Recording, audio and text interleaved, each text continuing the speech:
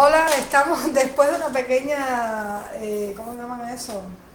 Intermedio, después del intermedio que tuvimos tecnológico, estamos de vuelta. A ver, me estabas diciendo que te estabas recordando, Aminta.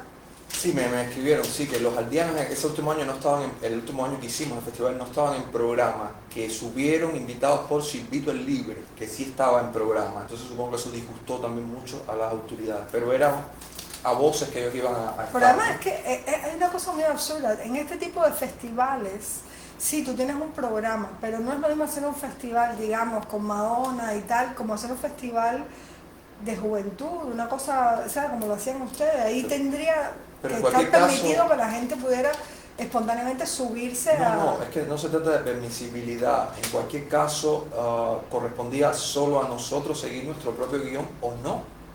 Porque, por ejemplo, si cayó un aguacero, había que parar ciertos escenarios por un problema de infraestructura, de eléctrico, del equipamiento y demás. Eso podía provocar un atraso. Eso nos pasaba con mucha frecuencia, ¿no?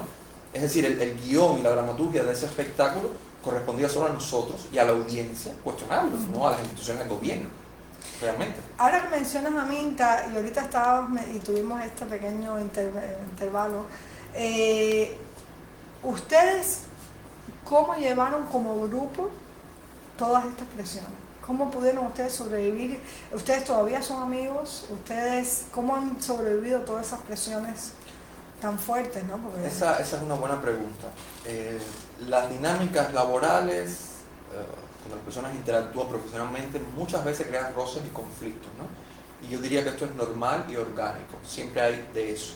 Ahora, nosotros manejábamos esto como un grupo cerrado y digamos el cuerpo del grupo central, seríamos 10 12 personas, teníamos como un diálogo muy fluido y muy confidencial, evidentemente, sobre este tipo de dinámicas con la seguridad del Estado, los sucesos que nos pasaban y demás. Tratábamos de mantenerlo a bajo perfil para no crear unos niveles de alarma, ¿no? O de alarmismo que fueran contra nosotros mismos en cuanto a cómo nos vieran los artistas, cómo nos vieran gente del público y demás, ¿no? Ah, pero sí te tendría que decir, después del festival, cuando se cayó, hoy el 70% de la gente que trabajaba en ese festival no está en Cuba, ¿no? O más quizá. Para mí es de gran dolor. Porque no es que en aquel momento ganáramos gran cantidad de dinero, no. Nos atribuíamos un salario, y si te pones a ver el perspectivo bastante bajo, pero había una satisfacción personal y profesional muy grande. Nos sentíamos realizados, nos sentíamos respetados por la audiencia, por un montón de sectores que tenían en cuenta nuestro trabajo, creíamos que hacíamos un buen trabajo, no perfecto, pero bueno. Y eso nos daba como un alimento espiritual y profesional. Al no haber eso y al haber además un acoso constante, porque una vez que eso pasa, el acoso sobre nosotros se multiplica en términos policiales y militares, nos prohíben durante casi un año acercarnos a aquella playa, o más, casi 2 años, salir del túnel para allá podía ser un conflicto, ¿no? Nos paraban y nos escoltaban de regreso a la ciudad, una patrulla detrás. Bueno, mucha gente se desincentivó, mucha gente entendió que no tendría más vida profesional en Cuba, mucha gente hizo el camino lógico que hace tanta gente, irse. Y esto es un gran dolor porque se desarticulan equipos enteros que demora años confeccionar, ¿no? Y crear. Algunos entienden que no hay más vida, que no hay más futuro en esa marca, en esa empresa, y bueno, se van naturalmente, ¿no? A nivel profesional, a nivel psicológico, además te deja heridas profundas, ¿no? Eso es la verdad. Muy complejo de lidiar, pero bueno, al mismo tiempo son grandes experiencias de vida. algunos de ellos han hecho sus propias empresas, digamos, espejo de esto, de esta experiencia o... Yo creo que sí. Citaría, por ejemplo, que están en Estados Unidos, en Miami, a Adrián Monzón y a Didier Santos. Los dos fueron el núcleo central, hicieron un gran trabajo. Adrián tuvo una serie de conflictos aquí también después, cuando se fue. Creó talento cubano en Cuba, pero hoy también trata de emprender en esa misma línea, estando en Miami. Didier Santos también pronto va a tener, por cierto, muy pronto un festival, Cuban Fest, allá, una línea de conciertos y demás. Hizo y organizó una vez un tipo de concierto, pero festival también Rotilla enfrente. Es decir, hay gente que asumió ese aprendizaje, esa experiencia y la vierte para sí. Y esto es de gran satisfacción para mí, realmente. Vamos a la parte pesada. ¿Qué pasó en nos cortamos en la parte buena, que era cómo termina Rotilla? ¿Cuáles son las discusiones con la institución cubana? Nos estabas diciendo que de pronto apareció un dinero, nunca el Ministerio de Cultura tuvo dinero para apoyar el evento y ahora de pronto apareció dinero, se roban la identidad, que es algo inusitado. Ellos hasta ese momento, ¿qué pasa? hicieron una campaña de convocatoria a los artistas, se comunicaban con ellos y les decían que eran Rotilla para el evento Rotilla. Y que les iban a pagar. A los DJs les ofrecieron montos que en Cuba son altos, les ofrecieron por principio casi 16.000 pesos cubanos, y además no solo eso, sino les ofrecieron lo que ellos llamaban profesionalización, que era el ser integrante de una empresa musical, tipo la empresa de música Benny Moré, la empresa de música popular, hay varias de ese tipo, es decir, integrar la plantilla de esa empresa, pasas a ser un profesional que puede cobrar un cheque con los mecanismos de Cuba de manera legal. Muchos vieron esto como una gran ganancia, les pagaron muchísimo a otros artistas, llevaron además a sus artistas clásicos al primero de los eventos que después terminaron llamando Verano en Vivacoa, llevaron a Buena Fe, llevaron a otros de ese tipo, ¿no? Ahora, cuando ellos comienzan, sí, ellos dicen que van a hacer Rotilla Festival.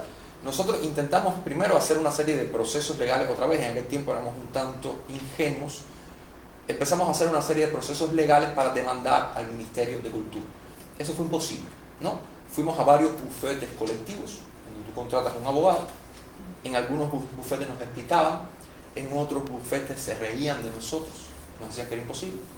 En otro, incluso uno que está en E, entre 23 y 21, nos expulsaron. El tipo se paró, llamó a alguien, nos sacaron del bufete diciendo que eso que queríamos hacer, demandar al Ministerio de Cultura, era contrarrevolución. Nos sacaron de ese bufete casi de mala manera. Ustedes nunca pudieron, porque esos mecanismos yo creo que no existen aquí, ustedes nunca pudieron, legalizar la marca de Rotilla. Entre comillas, sí, logramos hacer una legalización, no nos permitieron del nombre, legalizamos el logo, registramos fuera de Cuba el nombre, y ellos argumentaban que el nombre era el de un sitio geográfico. Nosotros ripostamos, es decir, hicimos como una contra solicitud, eso ocurrió un poco antes de que el festival terminara, y decimos, mira, Habana Club es una marca comercial y alude a un sitio geográfico. Ron Santiago es una marca comercial, alude a un sitio geográfico. Los portales, un agua que había, alude a un sitio geográfico, porque ellos sí, nosotros no. Pero bueno, eso no tuvo sentido, pero sí logramos hacer registros de marca internacional, algunos como el logo del Festival Nacional, y ciertamente lo único que conseguimos hacer fue una demanda por apropiación, de propiedad intelectual. Por cierto, esta demanda la podemos hacer con la ayuda de una institución disidente en Cuba, la Asociación Jurídica de Cuba. En aquel momento la presidía Wilfredo Ballín, no tengo claro si él sigue allí, pero esto también nos llevó más hacia un campo determinado, digamos, de la sociedad cubana. Un tiempo después la seguridad nos cuestionaba, bueno, ¿por qué fueron con Ballín? Es un disidente. Entonces, decía, pero yo les hice todas las anécdotas de los bufetes colectivos y ellos se quedaban, bueno, medio atónitos, no sé si atónitos o era un cinismo que me planteaban, pero yo hice una serie de procedimientos según la ley cubana en los establecimientos para la ley cubana y ahí era completamente rechazado, ¿no? Ante esta demanda de apropiación de la propiedad intelectual, ellos retrocedieron y cambiaron el nombre del evento. Le pusieron Verano en Vivacoa. Pero eso fue lo único que pudimos obtener. De hecho, tiempos después todavía algunos medios de la provincia y demás siguen convocando como que es la fiesta Rotilla a la que van. Para ese momento ya no había comunicación ninguna con el Ministerio de Cultura, Asociación Manos Saiz, prácticamente ninguna. Quedaba un rango de comunicación puntualmente con la seguridad del Estado en áreas culturales. Quiero decir que la seguridad del Estado te puede atender como un disidente, te puede atender como un deportista o te puede atender como un artista. Ellos tienen como, no sé si llamarlo así, departamentos de atención especial para quien tú eres. Y en aquel momento yo, el grupo de realización, seguíamos siendo vistos, supongo, como artistas. Y digo que todavía quedaba este rango porque nosotros manteníamos un evento, lo mantuvimos varios años más, como hasta el 2014, que fue Puños Arriba. Un gran, me atrevo a llamarle así también, un gran festival de hip hop, de música rap. Este evento lo hacíamos en una especie de ambigüedad rara entre lo ilegal o informal y cierta comunicación con algunos sectores, como la seguridad de Estado, sectores de la oficialidad, ¿no? Esto, por supuesto, fue atacado progresivamente, de una y de otra manera. Al final terminábamos haciéndolo en casas privadas, que también eran atacadas a su vez los dueños de estas casas, ¿no? Entonces, bueno, esta experiencia la asumimos, por cierto, de Omni Zona Franca, que terminó haciendo sus festivales en sus casas. Y bueno, viendo esa posibilidad, pensamos en lugares amplios, grandes patios, grandes terrazas, donde podríamos hacer el festival en puños, a un formato más pequeño. Rotilla era una cosa casi imposible, aunque hicimos intentos. En 2014, 2015 intentamos hacer una pequeña fiesta en San Antonio de los Baños, en un lugar llamado el Ojo del Agua, y los niveles de censura y represión que encontramos allí nos hicieron entender que ya no se trataba de la obra que habíamos hecho un día, sino de nuestras personas como tal. Ya no era la obra lo que era censurada, sino nosotros como personas. O sea, el derecho que ustedes tenían como personas a hacer cualquier cosa. Absolutamente. ¿Qué fue lo más ridículo que pasó, por ejemplo, en ese lugar? Lo más ridículo fue, además de militares, tropas especiales, gobierno, partido, etc., un helicóptero. Se colocó durante 20-25 minutos un helicóptero a más o menos 50-60 metros de altura. Era una zona un poco boscosa, es un río que nace allí. Y el helicóptero comenzó a hacer una especie de tempestad en aquel lugar. Los árboles se movían, el río ondeaba. Era una locura, nosotros nos pusimos muy nerviosos. Uno de nosotros se dio cuenta, yo no lo llegué a ver tal cual porque era todo muy confuso, pero uno de los nuestros se dio cuenta de que nos estaban filmando desde el helicóptero, y el helicóptero permaneció 20 minutos, 25 minutos, que es mucho tiempo, en el aire, 50, 60, 70 metros más o menos, de nosotros. Eso nos hizo entender que venían a por todo. Era como una demostración de fuerza, era como una intimidación visible de que ahí no iba a haber ninguna fiesta. Era una fiesta que hicimos además a muy bajo perfil. No le hicimos gran publicidad. Sí, volvieron a los inicios, exacto, los amigos. Queríamos estar amigos, hacer una fiesta, un rave en la naturaleza.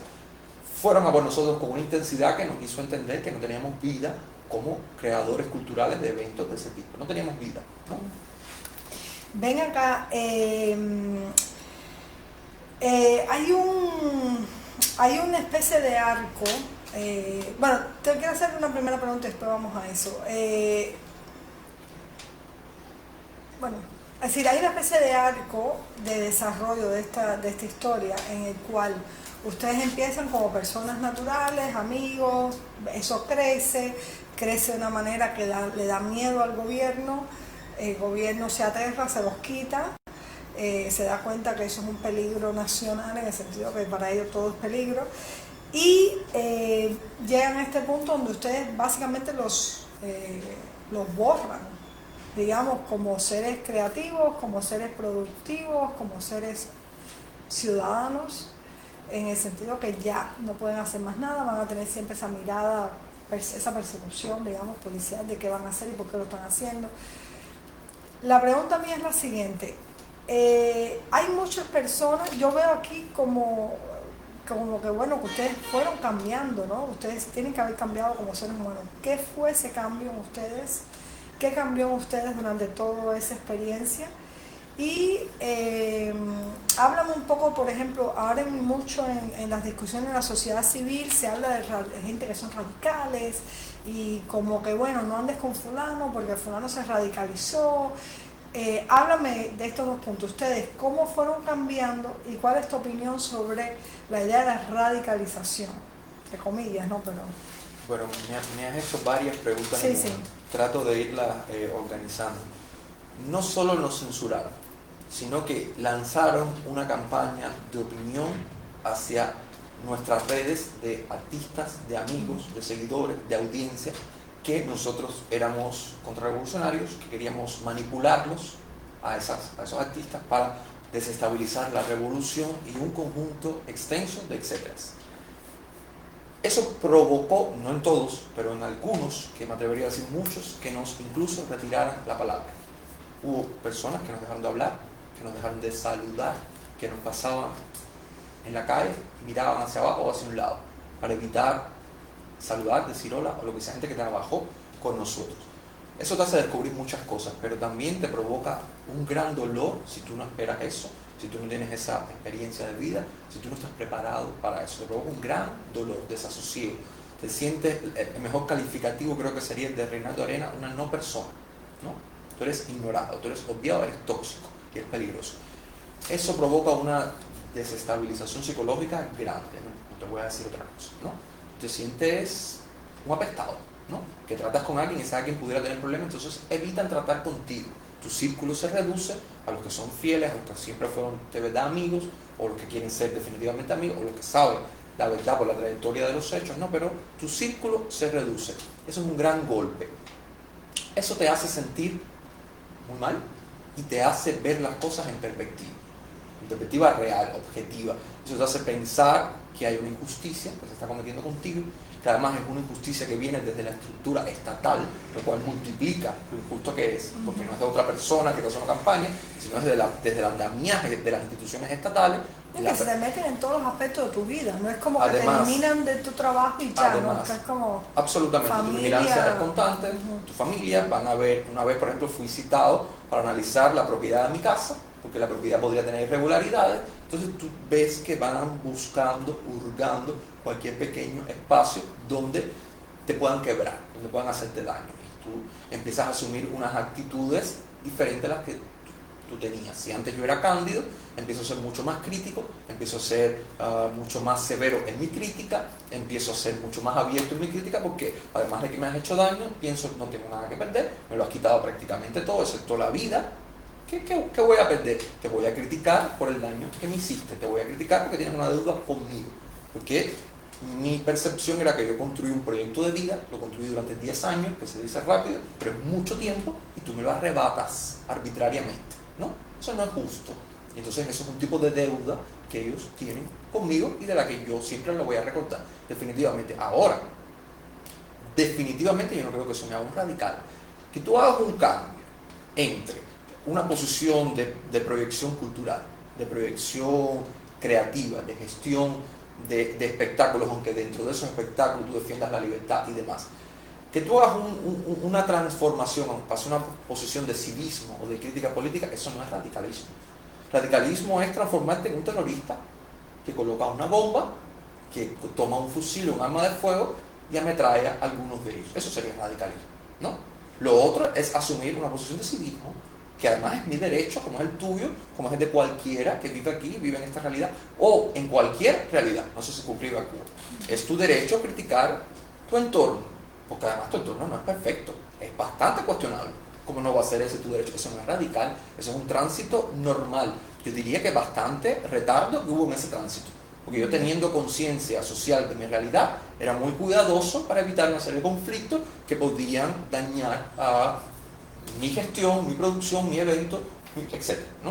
Y era muy cuidadoso, callaba cosas, omitía cosas, evitaba criticar o pronunciar ciertas cosas. Después de que te ocurre eso, que te lo quitan todo, tú simplemente pierdes ese miedo. Tú piensas, no tengo nada que perder, es justo lo que yo estoy haciendo. Al final hasta muchos de mis amigos se han retirado de mí, de mi presencia, de la comunicación conmigo. ¿Qué más me da asumir más riesgos, ¿no? No, y también uno ha tenido un recorrido. Además. Porque a mí me pasa mucho con personas que he visto, ¿no?, en las redes, personas que conozco, que les falta entender que el civismo en Cuba es un recorrido que uno tiene que hacer. No es algo que te lo enseñan en la escuela, no es algo que tú aprendes con tu familia, es algo que tú tienes que experimentar a golpe de dolor, básicamente, a golpe de las cosas que te hacen. Y claro, uno tiene que entender que hay gente que está en un principio, como tú, que en un principio estabas con esta esperanza, sí, yo colaboro con lo de HS, sí, porque lo vamos a hacer, estaba con esto, y va la experiencia llevándote. Entonces, a veces pasa que la gente que en Cuba se le olvida que hay un espacio en el que hay gente que está en el punto, digamos, 1 o 2, que tú estuviste hace 10 años, y ya tú estás en el 18, ¿no? 20, ya vas por sí, pero digo, no, que vas con la graduación tuya de intensidad y de experiencia ya te hace que hay cosas que tú no vas a negociar o que ya sabes que no van a funcionar, ¿no? Entonces, en este sentido, quisiera hacerte también como una pregunta. Tú me estabas hablando que en aquel momento ustedes negociaban no decir las cosas, dejarlo en el grupo, las cosas, por ejemplo, con la seguridad del Estado, para no asustar, para no alarmar, decías, a los artistas y para poder sacar adelante el proyecto, ¿no? Sí. Hoy, sin embargo, muchos de los activistas hacen lo contrario, exponen todo ese procedimiento de la seguridad del Estado, exponen todo el proceso de presión, etcétera, etcétera, ¿Cómo tú ves eso? ¿Cómo ves ese antes, ese ahora? ¿Qué les recomendarías, por ejemplo? No les recomendaría, pero ¿cómo tú ves ese cambio que estamos teniendo de estrategia, digamos, ¿no? Primero yo diría que los intereses son diferentes, ¿no? Si tú quieres hacer un evento en Cuba en las condiciones actuales, con un Estado totalitario y comunista, de partido, de ideología única, si tú quieres hacer un evento en esas condiciones, tú vas a tener que ceder en muchas áreas. Eso es primero. Lo cual, lo que implica ceder es callar algunas cosas, dejar de emitir otras cosas, aceptar otras cosas también, por injusta que puedan ser.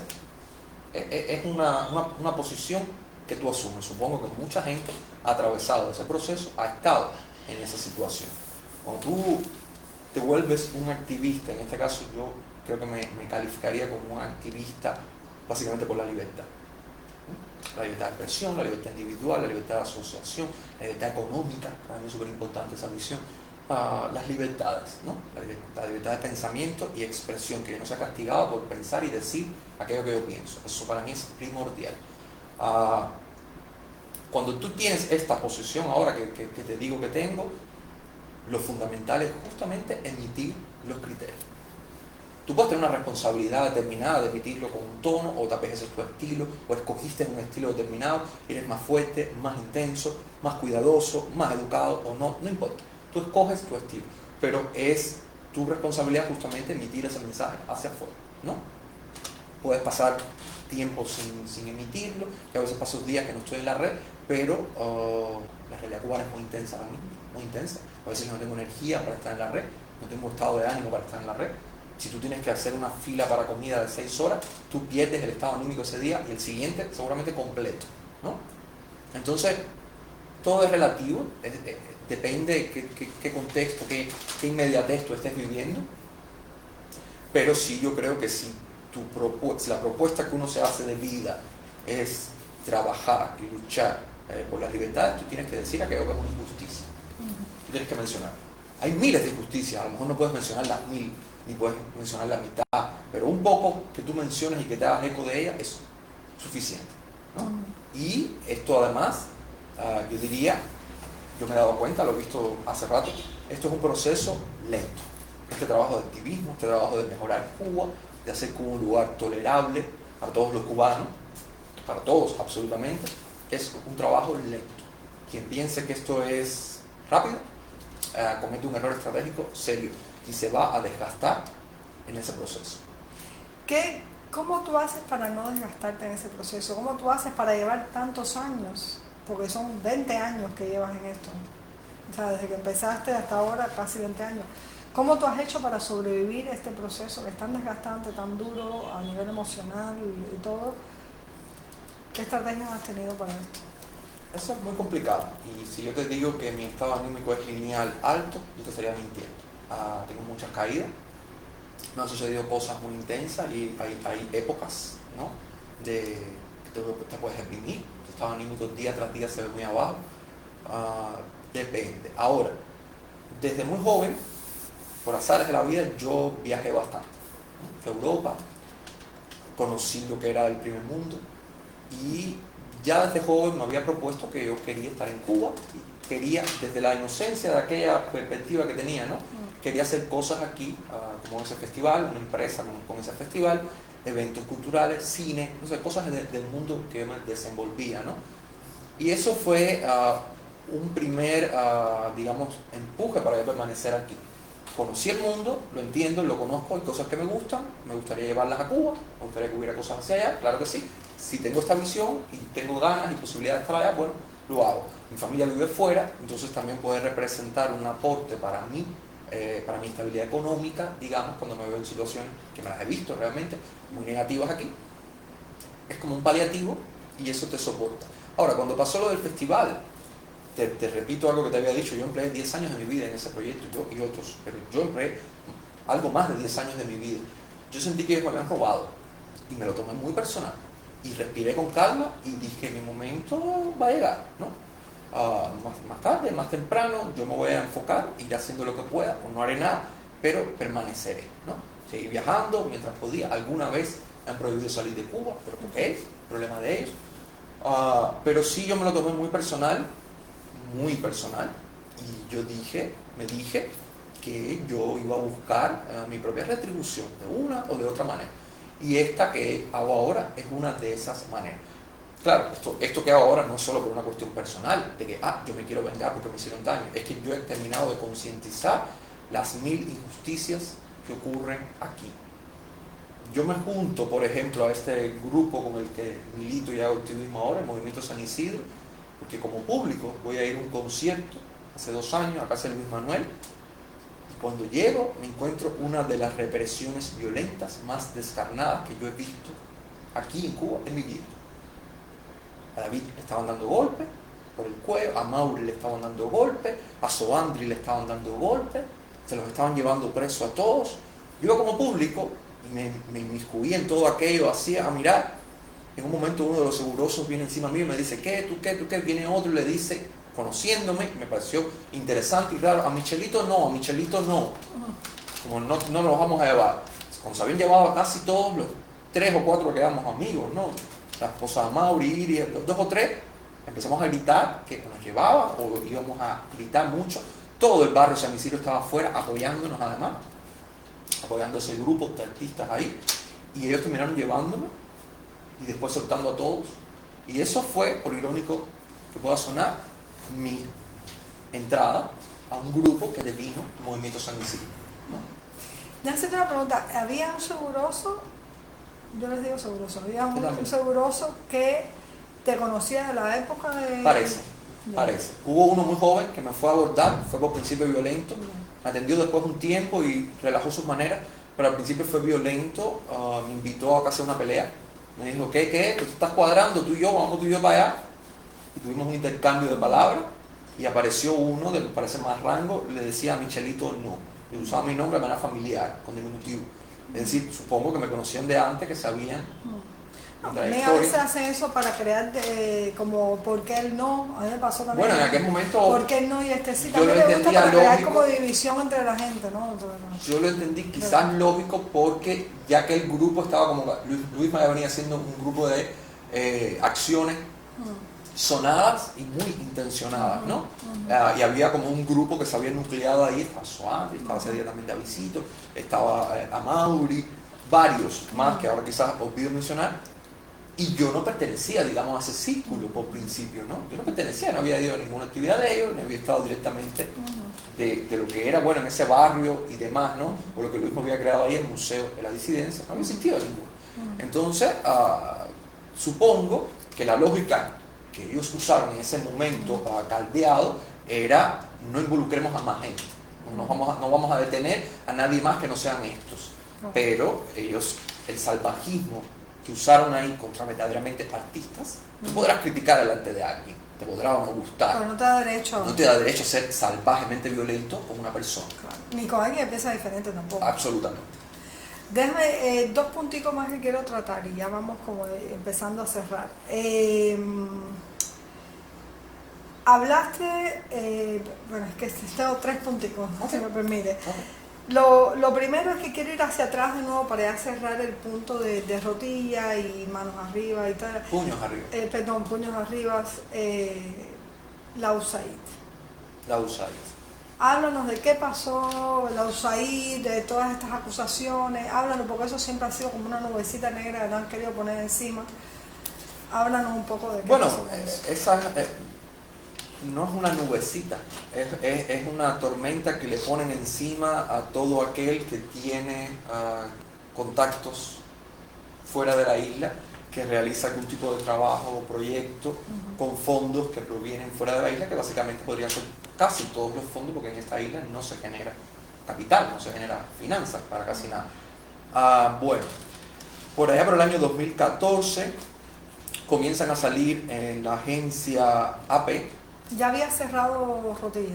En 2011 había cerrado Rotilla, pero ya estos rumores estaban. ¿Pero habían empezado puños arriba ya? No, puños arriba empezó 2008 y duró más o menos hasta esa misma fecha. 2014, 2015 aproximadamente.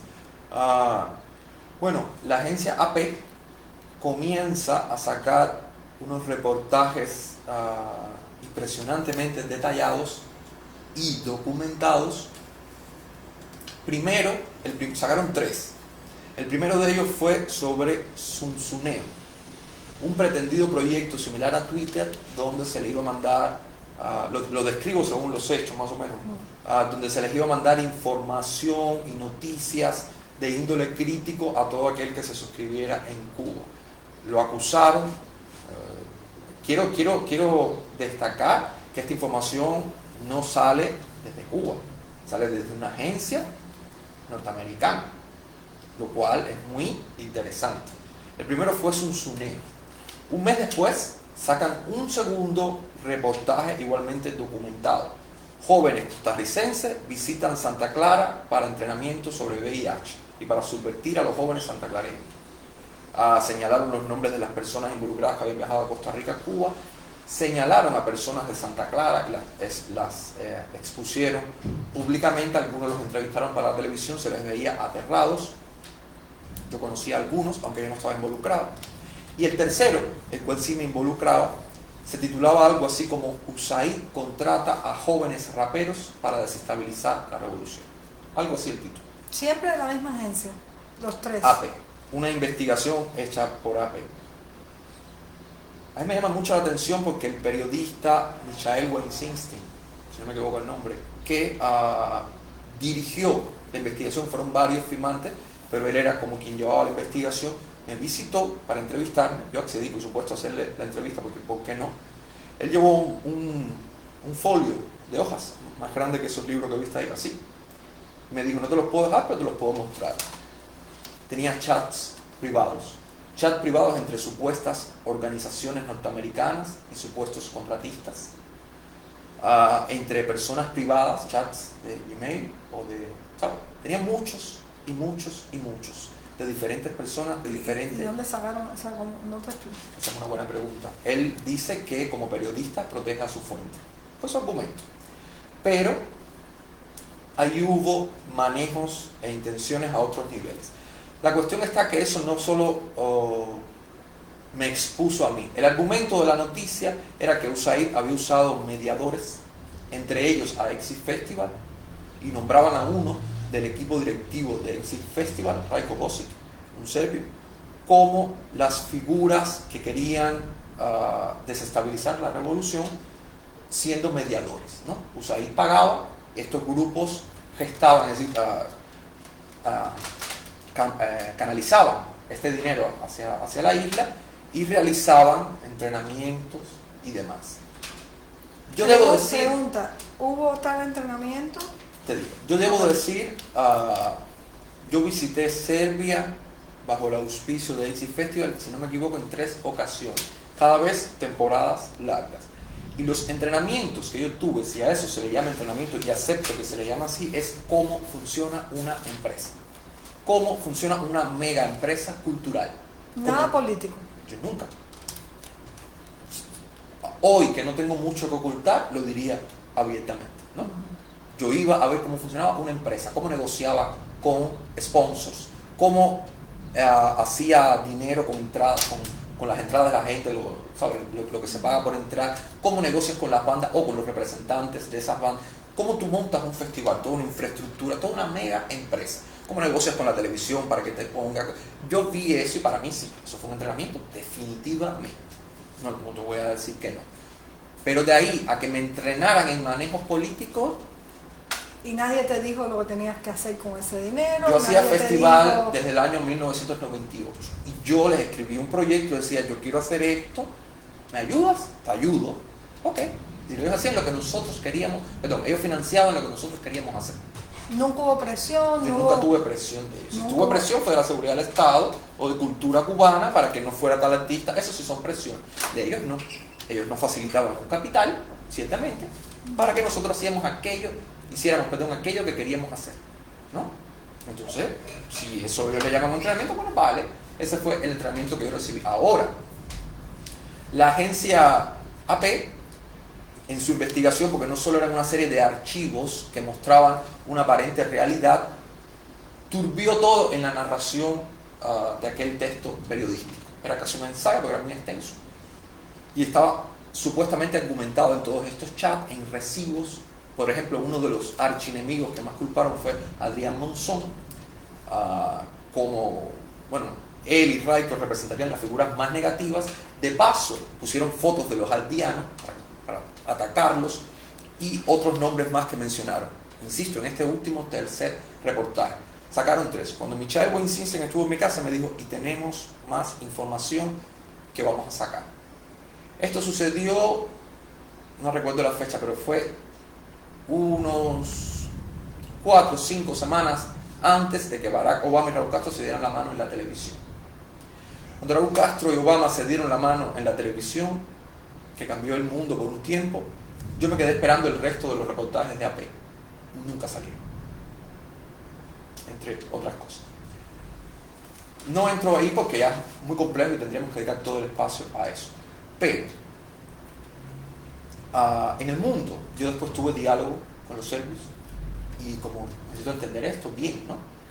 En el mundo es normal solicitar un fondo, o como le llaman en Estados Unidos en inglés, un grant a USAID. USAID apoya proyectos en África, en Asia, en Medio Oriente, en América Latina, en Europa, en Estados Unidos, en cualquier lugar del mundo. Es una agencia para el desarrollo que es federal, es oficial, pero es una agencia que da dinero para el desarrollo. Que los serbios hayan aplicado ahí, recibido dinero argumentando algún proyecto en Cuba, es su derecho, no es ilegal. No es ilegal. Si fuera ilegal, su empresa estuviera quebrada en Serbia, ellos no podrían viajar a Estados Unidos.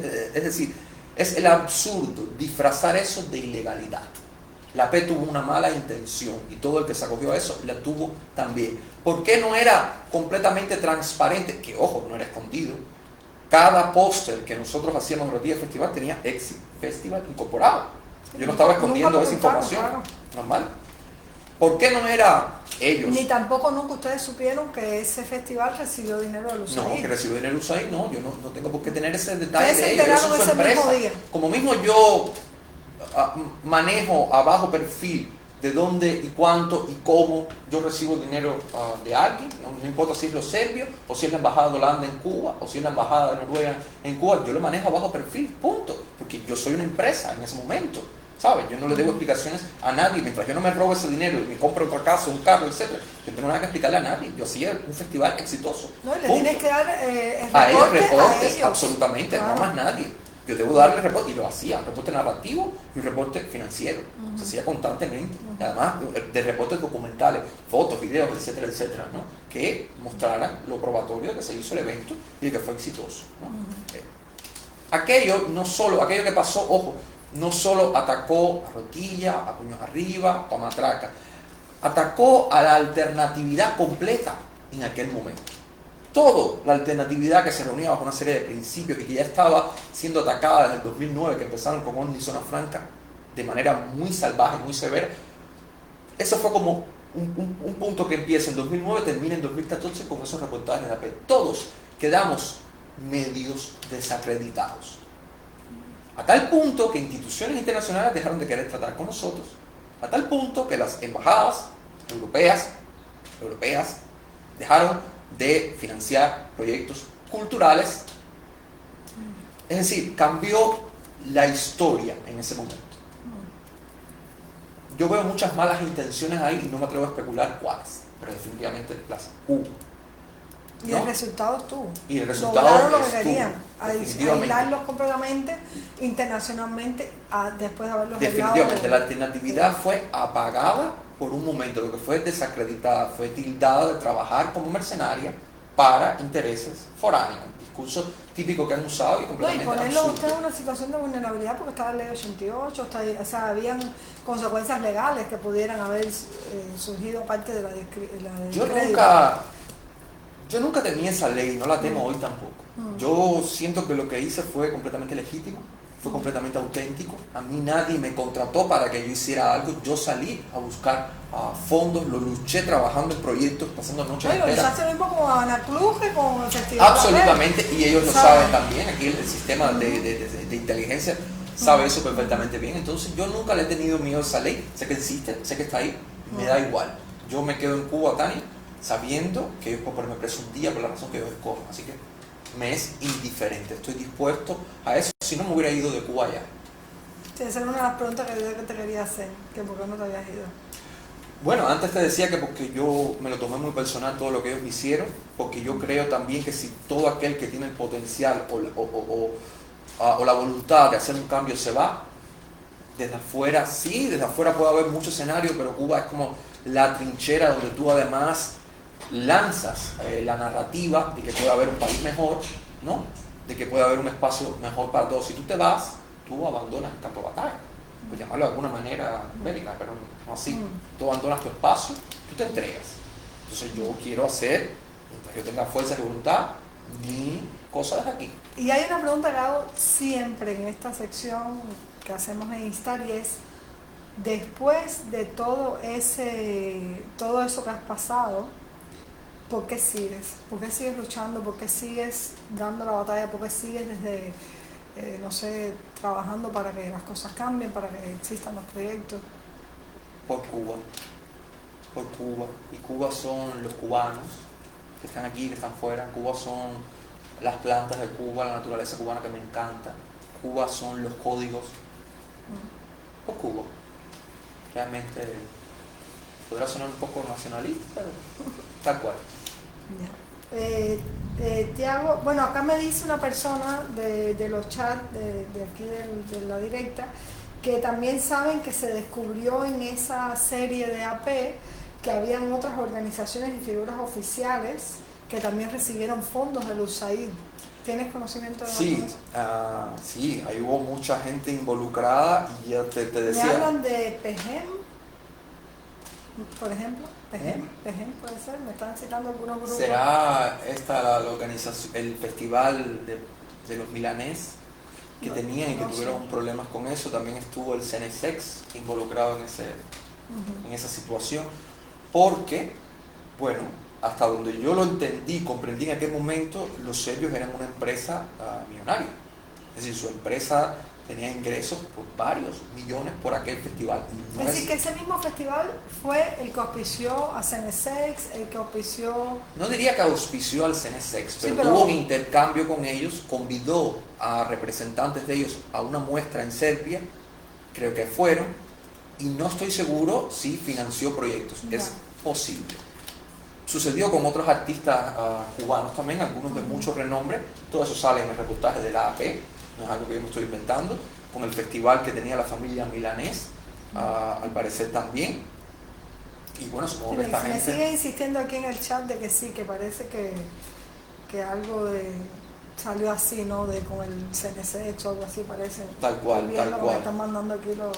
Y bueno, sí, supongo que hubo mucha gente en esa línea, supongo también.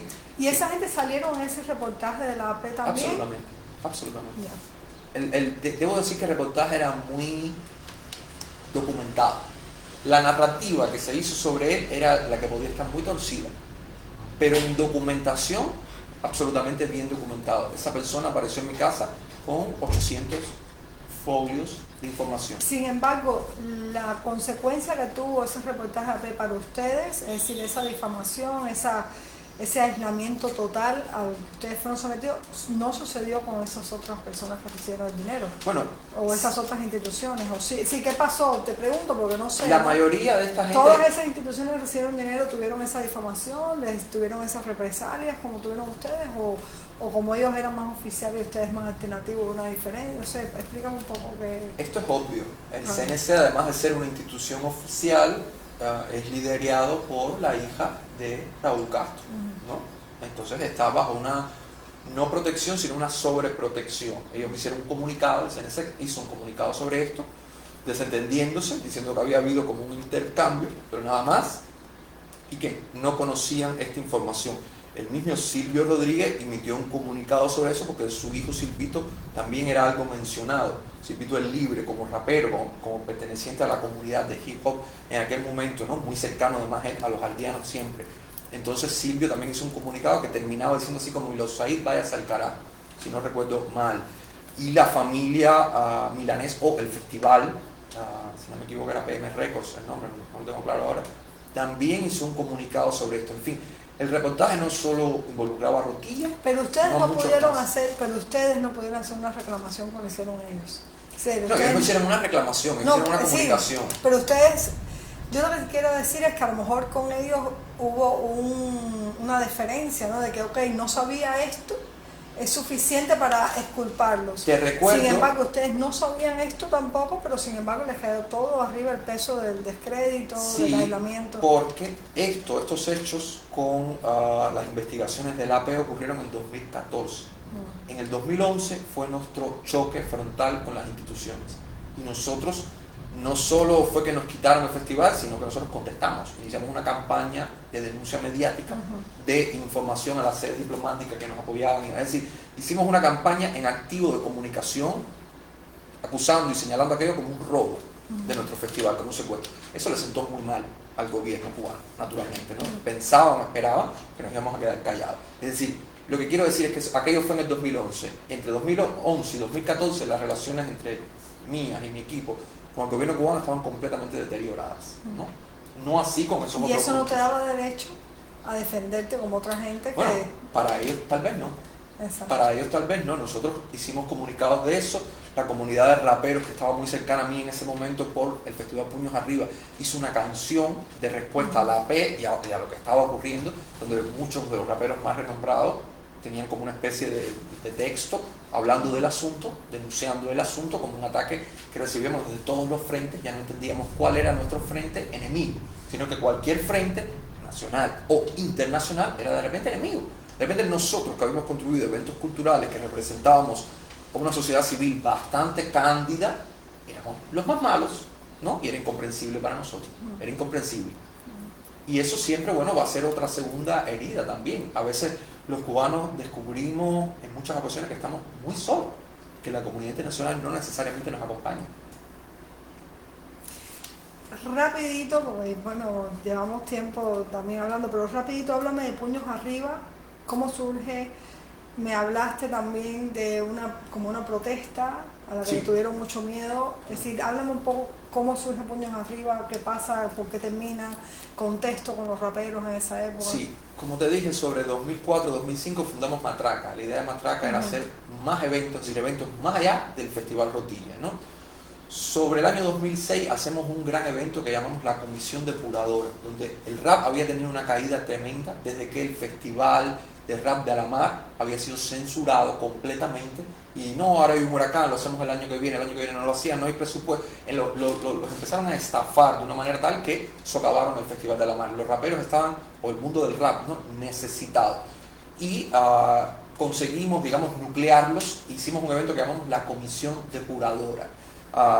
Un evento crítico, un evento intenso, donde se reunieron todos estos raperos y como que rescataron el aquello de que nuestro género vale, tenemos seguidores, tenemos audiencia, queremos hacer más cosas, ¿no?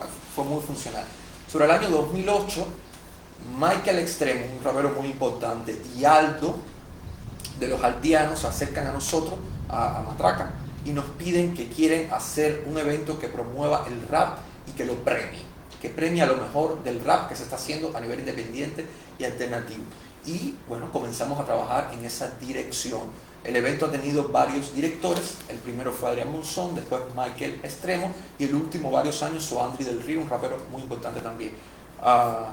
Uno de los últimos años, el penúltimo, el evento habíamos coordinado para hacerlo en la carpa de Circo, porque nos habían expulsado del Teatro América, un lugar donde lo estábamos haciendo, y a cada vez nuestras relaciones se deterioraban más y más. Y Circo, que es una institución cultural cubana, aceptó hacerlo en la carpa. Sin embargo, el Instituto de la Música y el Ministerio de Cultura se negaban a que sucediera en Circo. Y se negaron con 4 días de antelación al evento. Papeles otorgados, habíamos financiado cheques para allá, habían firmado unos y otros. 3-4 días antes del evento dijeron que no se podía hacer, que era imposible que lo hiciéramos allí. Cuando nosotros incluso habíamos ya hecho un trabajo de diseño espacial de aquella carpa, es decir, escenografía, montaje y demás. Nos pusimos muy molestos. Y el staff y muchos de los artistas, unos 80, la mayoría hombres, grandes, fuertes, afrodescendientes cubanos, nos fuimos frente al Instituto de la Música a iniciar una protesta. Hay documentación visual sobre eso, varios medios de prensa independientes y de Miami hicieron como documentación, y estuvimos desde las 12 del día hasta las 8 de la noche frente al Instituto Cubano de la Música en 15F reclamando, dando palmadas, coreando, y ellos intentando negociar con nosotros. Por supuesto que las esquinas fueron tomadas por la seguridad del Estado, ambas esquinas de la calle.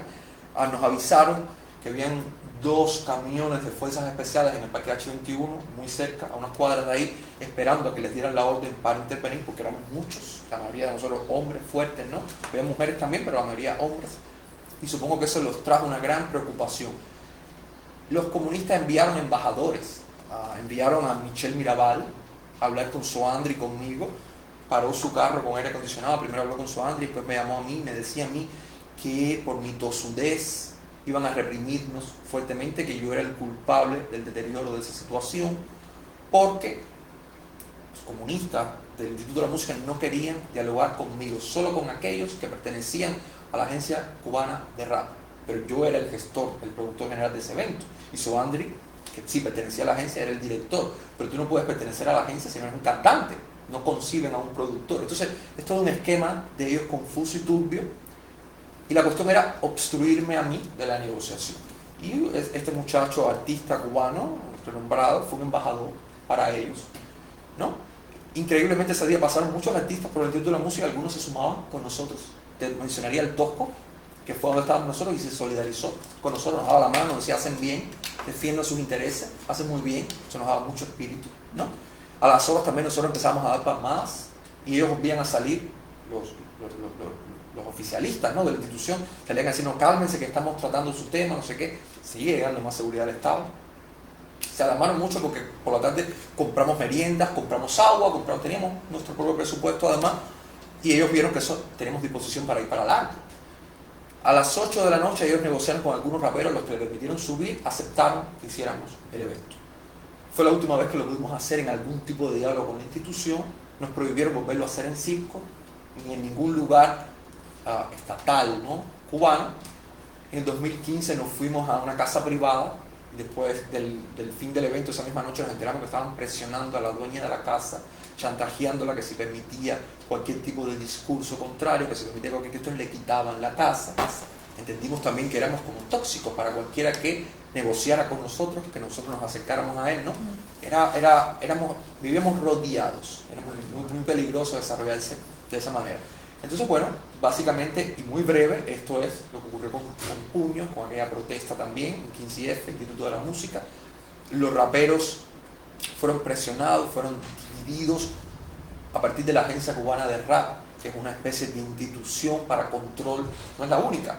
Existe una agencia cubana del rock, existe una agencia del otro, es decir, se crean especificidades para controlar a los artistas, ¿no? Si se van, se desvían, se expulsan. Soandri fue expulsado de esa agencia, Raúl Del fue expulsado, Raúl Del Escuadrón Patriota fue expulsado de esa agencia. El argumento era que habían participado como artistas en una de las cumbres de las Américas que organizaba la OEA en Panamá. Como artista tú participas como una persona cívica, cantas tu música o dices lo que piensas, ¿no? Pero aquí construyen con eso una no vida para ti.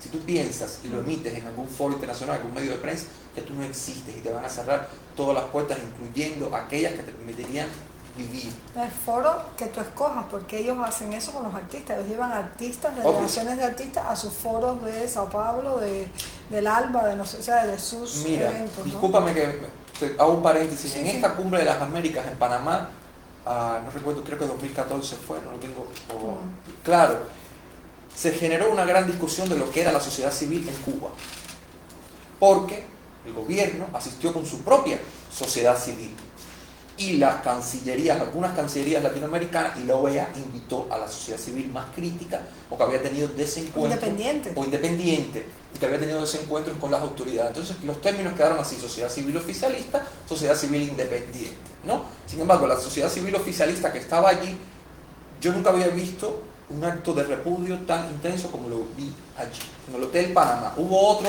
frente a la embajada cubana y que golpearon incluso a unas personas de Miami que pusieron unas flores a Augusto Martí. Pero en el Hotel Panamá bloquearon la entrada, gritaron machete que son poquitos, salgan, empujaron, habían disidentes, ya disidentes como de renombre, estaba esta señora, la dama de blanco, estaba Guillermo Fariña, los empujaron, les pegaron, gente trataba de protegerlos, gente empujaron, duró 2-3 horas. Vinieron gente del ejército de Panamá para intervenir entre los dos grupos. el caos. También se filtró, no sé si tú sabías esto o si te llegó, que el gobierno cubano, en preparación para esa cumbre, se dice que le mandó al gobierno de Panamá fotos y documentación de personas de la sociedad civil independiente como terroristas, como delincuentes, como para que el gobierno de Panamá estuviera alerta de qué pudieran hacer esa gente una vez llegado al lugar, ¿no? Eso es totalmente cierto. Sí. Yo y David de Ornick estuvimos frenados en el aeropuerto de Panamá durante 2, casi 3 horas. Nos llevaron a un cuarto, nos interrogaron, nos revisaron nuestro equipaje y estuvimos detenidos ahí a ver si nos daban entrada. Y les explicábamos, disculpa, nosotros hemos sido invitados por la Cancillería de tu país.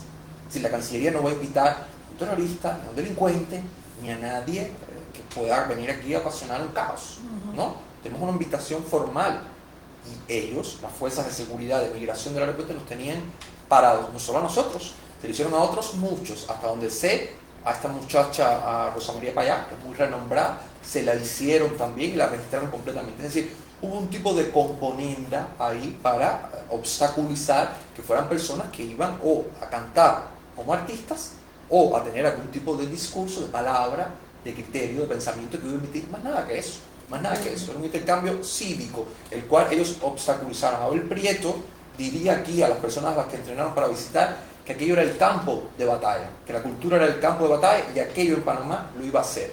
Las maneras en que estas personas se proyectaron dejan mucho que desear en cuanto a su capacidad intelectual, a su tolerancia cívica, a su capacidad para dirigir una nación, para ser dirigente de una nación.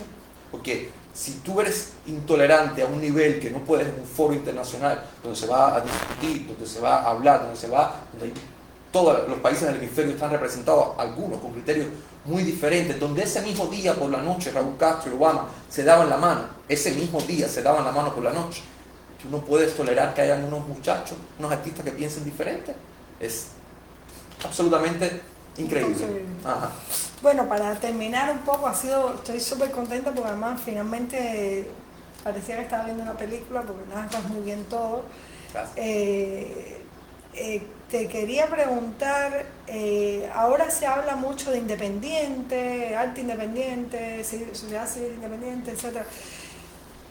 Tú tendrías, y también se habla de autonomía, de alternativos, tú que has estado en todas esas experiencias, ¿no? De colaboración con la institución, salirte o ser salido de la institución básicamente, trabajar ahora desde una alternatividad. ¿Cómo tú me definirías, por ejemplo, esas categorías de alternativo, independiente, autónomo? ¿Son lo mismo para ti? ¿Son diferentes?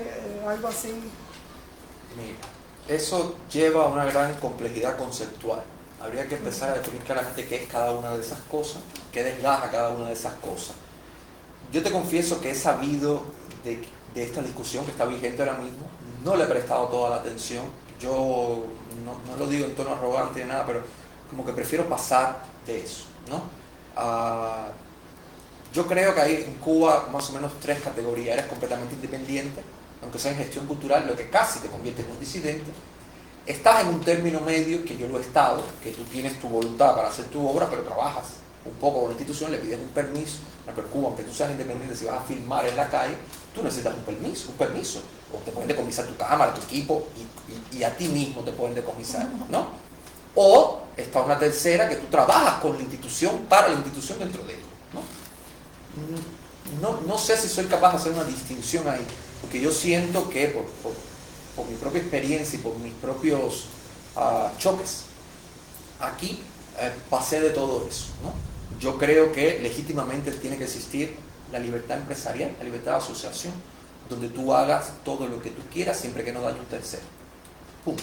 Esa libertad es fundamental, puede ser en la creación artística, cultural, puede ser en la gestión empresarial puramente, puede ser en la política, ¿por qué no? Absolutamente sí en la política, puede ser en cualquier área, ¿no? Y eso es lo que va a construir una sociedad próspera, sana, mejor. Lo demás, bueno, es una discusión de conceptos que es muy válida, al que la quiera tener, todo está bien, no hay ningún problema. Pero como que yo no me quiero desgastar mucho entrando ahí. Perfecto. Oye, te súper agradezco tu tiempo. Te agradezco a ti. y de verdad que nos hayas hecho todo con ese lujo de detalle, con ese nivel de honestidad que te caracteriza y de inteligencia y bueno, nada, Gracias. para adelante.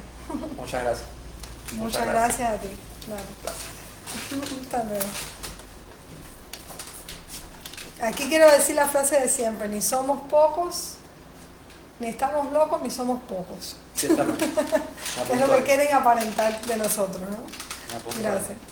Estamos conectados. Exacto. Bueno, Gracias, Tania. no, gracias a ti, estuvo